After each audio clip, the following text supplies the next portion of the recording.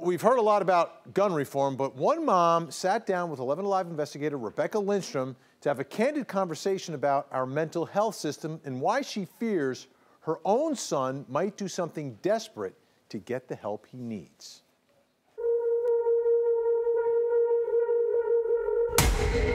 When he went off the handle, the entire house, I mean, it just shook.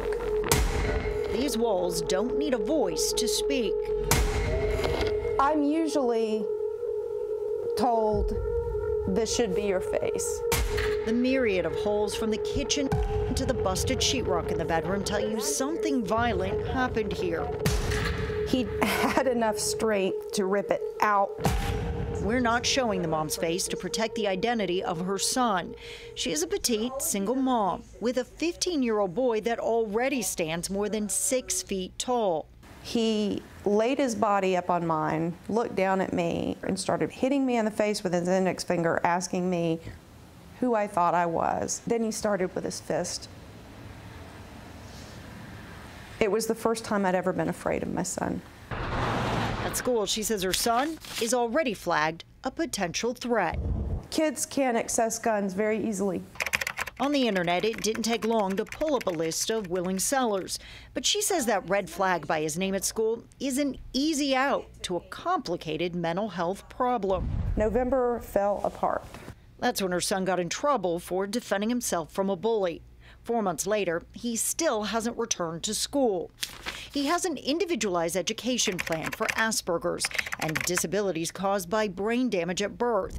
But his mom says the IEP is insufficient and teachers don't follow it. Her son is on Medicaid, but she says for nearly 18 months, the state has refused to pay for the kind of mental health counseling he needs. So you're telling me that a child that wants to kill himself and that wants his mother dead is not in a crisis? She's called both counselors and police to her home more than a dozen times, but they've often left, labeling her son's depression and aggression a domestic dispute. I will say it's not an easy system to navigate, and so, her experience is not unique. Isn't that the problem, though? Oh, it's a huge problem. Because it should be unique. It should be, right. Sarah Vinson is a psychiatrist and board member of NAMI, the National Alliance on Mental Illness. She says out-of-pocket costs for an intensive residential program can easily cost $350 a day or $2,500 a week.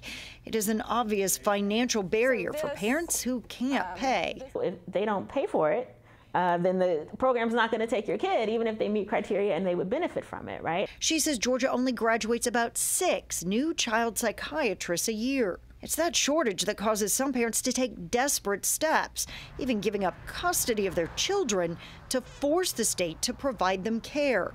It's an awful choice to have to make. But it's happening. But it does happen. It does happen.